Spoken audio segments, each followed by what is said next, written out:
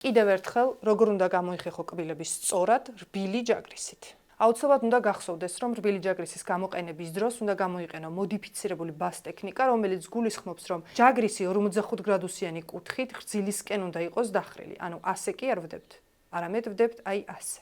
და აუცილებლად უნდა აღვნიშნო, ხელში მიჭირავს ავარდენტის soft ჯაგრისი რბილი და სახელური აქვს ერგონომიული. ანუ ფორმა ისეთი აქვს სახელურს, რომ ძალაუნებურად მე რო ეს ხელში მიჭირავს, აი ვერაფრით ვერ დავიჭერი, ისე რომ არასწორად მივმართო გრძილისკენ.